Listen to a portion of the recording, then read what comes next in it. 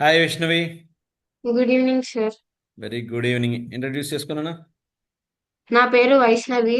నేను భద్రాచలం పబ్లిక్ స్కూల్లో చదువుకుంటున్నాను, 8వ తరగతి. Very good. మా తండ్రి పేరు శేషగిరిరావు, పితృదేవో భవ.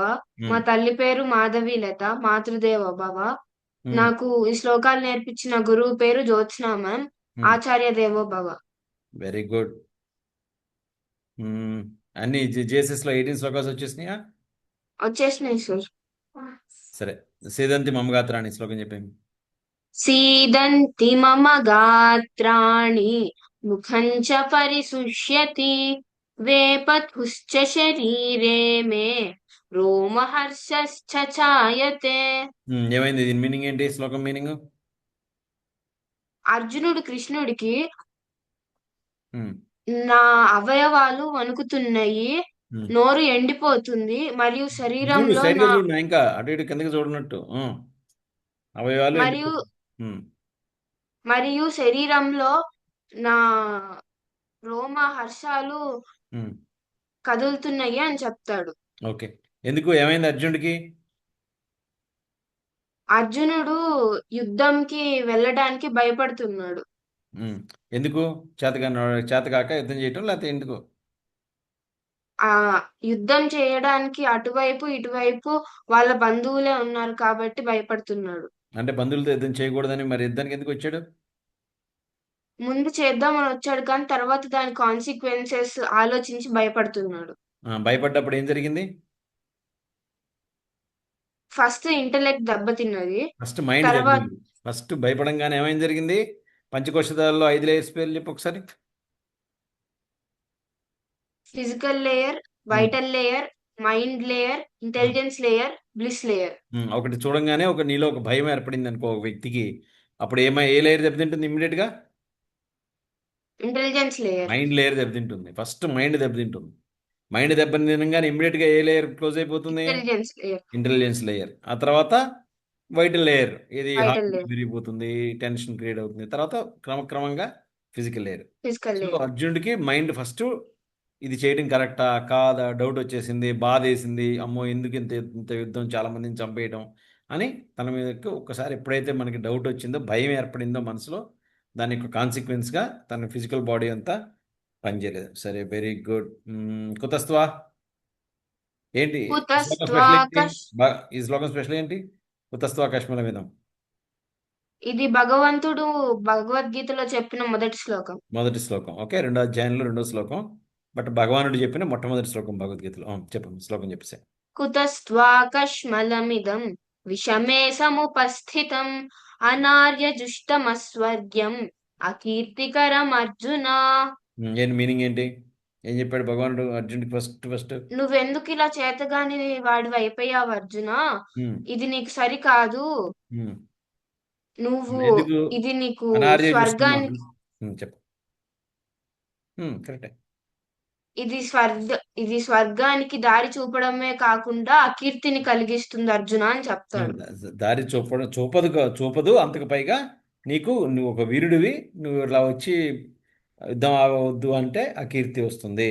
ఓకే. Very good. రెండో శ్లోకం తర్వాత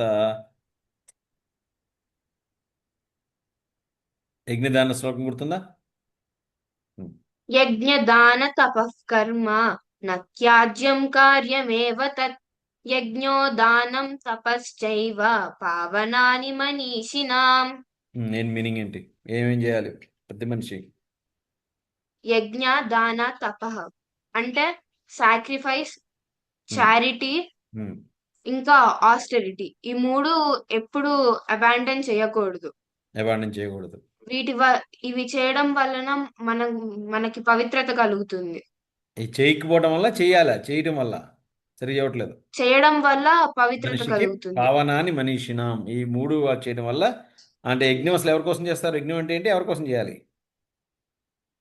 యజ్ఞం అంటే ఒక దాని మీద ఫోకస్డ్ గా ఉండడం. కాదు, మనకు ఉన్నది ఇవ్వటం. యజ్ఞం అంటే ఫోకస్ కాదు. మనకు ఉన్నది ఆ ఉన్నది ఇవ్వటం. ఎవరికి ఇవ్వాలి ఇక్కడ యజ్ఞం అంటే? దేవుడికి, ఇంకా నేచర్ కి, ఇంకా సొసైటీకి కూడా. సొసైటీకి కూడా సొసైటీకి. కష్టపడి ఏదైనా ఇస్తున్నాం అంటే అది యజ్ఞం అవుతుంది. ఒక యజ్ఞం అది. యజ్ఞం చేయటం. ఓకే. అందరం కలిసి 10 మంది చుట్టూ తిరిగి ఒక గుడి కట్టించాడు అనుకో ఒకతను. అతను ఒక యజ్ఞంలాగా చేయటం అది. అర్థమైందా? హ్మ్. దానం అంటే ఎవరు చారిటీ, ఎవరికి కైండ్నెస్ ఇస్తారు? చూపించడం. కైండ్నెస్ చూపించడం. తోటి మనిషికి కైండ్నెస్‌తో దానం చేస్తాం. తపం అంటే తపం అంటే ఆస్టెరిటీ, అంటే మనం ఒకటి గట్టిగా ఫిక్స్ చేసుకొని చేయడం, దేనికోసం?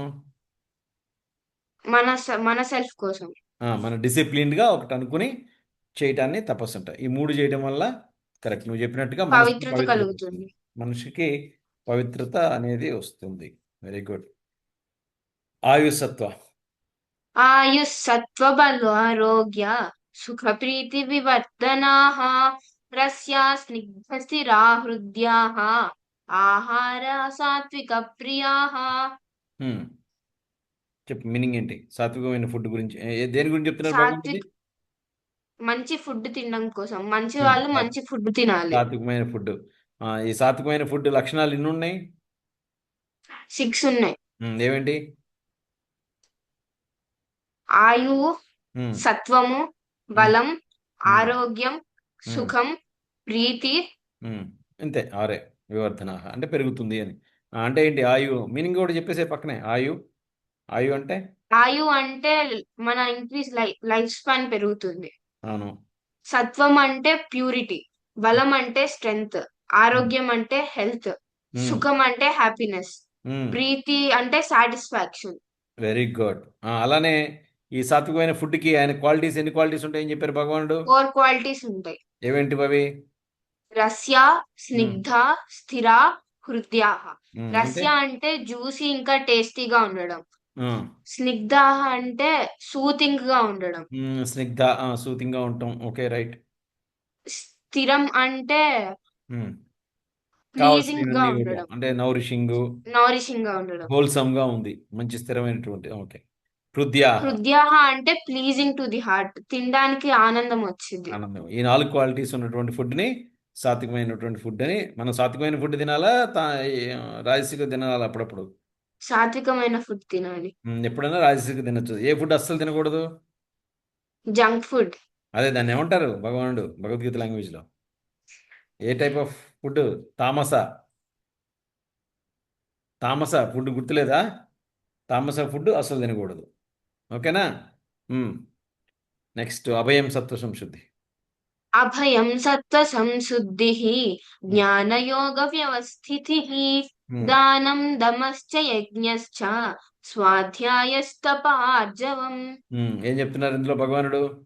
దేవుడు ఇక్కడ మనము మంచిగా ఉండడానికి 9 లక్షణాలు చెప్తున్నాడు. దైవీ లక్షణాలు అంటారు. ఇది దైవాశీర్ష దైవీ సంపూర్ణంగా. లక్షణాలు చెప్తున్నాడు. 9 దైవీ లక్షణాలు చెప్తున్నారు ఇక్కడ భగవానుడు. ఏవేంటివి అవి 9? అభయం, భయం లేకుండా, భయము పడకుండా ఉండడం. హ్మ్. సత్వ సంశుద్ధిః, హ్మ్. మనసులో అసూయ, కోపం లాంటి చెడు ఆలోచనలు పెట్టుకోకుండా ఉండడం. హ్మ్. జ్ఞాన యోగ వ్యవస్థితిః, హ్మ్. చదువులో ప్రయత్నం ఆపకుండా ట్రై చేస్తూనే ఉండడం. జ్ఞానం నిరంతరం ఎడ్యుకేట్ అవ్వటం. దానం, హ్మ్. చారిటీ. హ్మ్. దమం అంటే hmm. Control over senses. Hmm. యజ్ఞం, హ్మ్. సాక్రిఫైస్. హ్మ్. స్వాధ్యాయ, hmm. Self study. Very good. తపం, డిసిప్లిన్ ఇంకా ఎఫర్ట్. ఆర్జవం అంటే హానెస్టీ. ఓకే. ఈ 9 లక్షణాలని దైవీ లక్షణాలు అర్జున అని అర్జునుడికి చెప్తున్నారు. ఓకే. ఇంకోటి అడుగుతాను. పరిత్రాణాయ. పరిత్రాణాయ సాధూనాం వినాశాయ చ దుష్కృతాం ధర్మ సంస్థాపనార్థాయ సంభవామి యుగే యుగే. దీని మీనింగ్ ఏంటి? ధర్మాన్ని కాపాడడానికి, హ్మ్. చెడ చెడ్డ వాళ్ళని పనిష్ చేయడానికి. ఫస్ట్ ని- పరిత్రాణాయ సాధూనాం. సాధువులు అంటే మంచి వాళ్ళని కాపాడటానికి. హ్మ్. మంచి వాళ్ళని కాపాడడానికి, చెడ్డ వాళ్ళని పనిష్ చేయడానికి హ్మ్. నేను మళ్ళీ మళ్ళీ ప్రతి ధర్మ యుగానికి పుడుతూనే సంస్థాపనార్థాయ. ఉంటాను అని. ధర్మ సంస్థాపన ధర్మాన్ని స్థాపిస్తూ ఉండడానికి. ధర్మాన్ని స్థాపించడం అంటే ధర్మాన్ని ఏంటి? స్థాపిస్తూ ఉండడానికి నేను ప్రతి యుగానికి పుడతాను అని దేవుడు ఇక్కడ అర్జునుడికి చెప్తున్నాడు. Very good. బాగా నేర్చుకున్నావు. Extraordinary performance. బాగా శ్లోకాలు చెప్పావు, మీనింగ్ చెప్పావు, pronunciation good, memorisation good, basic meaning good, life application కూడా బాగా అర్థమైంది. Good. You will get certificate and medal. Okay. Good job Vaishnavi. Okay sir. Congratulations. Okay, I will thank send you sir. Certificate and medal. Very good.